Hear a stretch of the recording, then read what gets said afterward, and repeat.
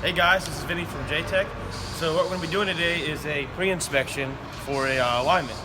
So one of the main things you want to check, obviously, is your ride height. On this particular Transtar, it's supposed to be 30 inches from the frame to the floor, and then 20 inches from the floor to the middle of the wheel, and that gives us 10 inches when we minus it. Now that tolerance is good within a 1/4 inch.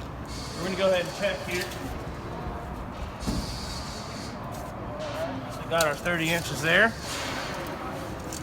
and 20 inches to the middle of the wheel. So that gives us our 10 inches. That ride height's good. All right, so there's a lot of other things we need to take into consideration before we do our alignment. We got a little checklist here. We can go pull it straight out of the manual. So first thing you want to do is your tire pressure. Obviously, tire pressure is going to make your ride height wrong. You're going to weigh your tires uneven, and you're not going to ride right. You're not going to ride straight. So if your tires are screwed up and you do an alignment, you're going to have to do it again after you replace your tires. So what you're going to be checking for is steer tires is 2 30-seconds. Drive tires is 4 30-seconds on steer tires, 2 30-seconds on drive tires. So you're going to be checking for tread, weird wear, things like that. Obviously, you want to go off the manufacturer's spec, which is usually listed inside the door, right here, for your PSI. Also, when it comes to tires and wheels, you want to check your bearing preload. Obviously, if you have too much play in your bearings, you're going to be going all over the road. And if you have not enough play, you're going to overheat your bearings and start ruining shit. So what else we got? We got bearings. You're going to come over here.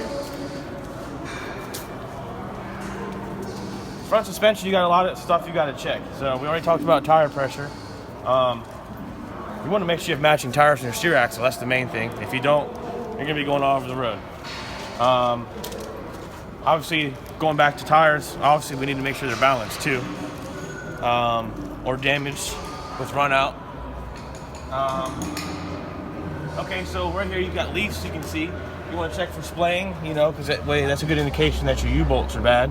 You don't want any of that.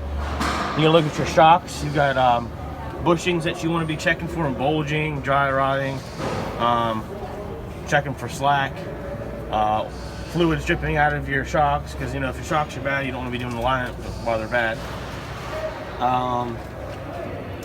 See here, also your bushings on your leaf springs, those go bad too. You need to be checking those. And then when it comes to steering while you're here too, you need to be checking your steering linkage, checking for play in your steering. You need to turn your wheels to see if there's any grinding or binding.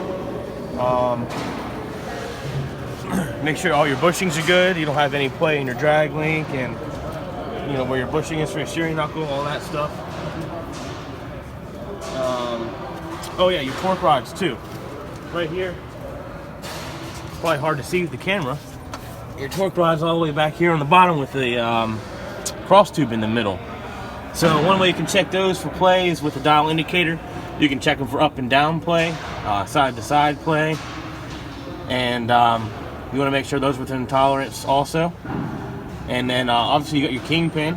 If your kingpin bushings are bad, there's no point in doing the alignment, so you need to put new kingpin bushings in. You also dealt with the dial indicator.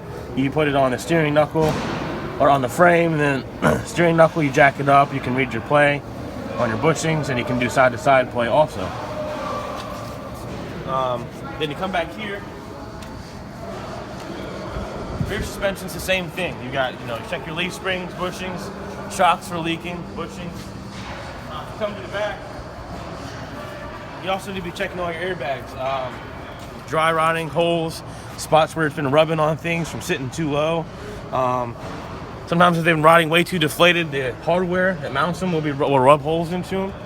You want to be checking for that too. And then I think other than that, guys, I think we about covered it all. Thanks for watching.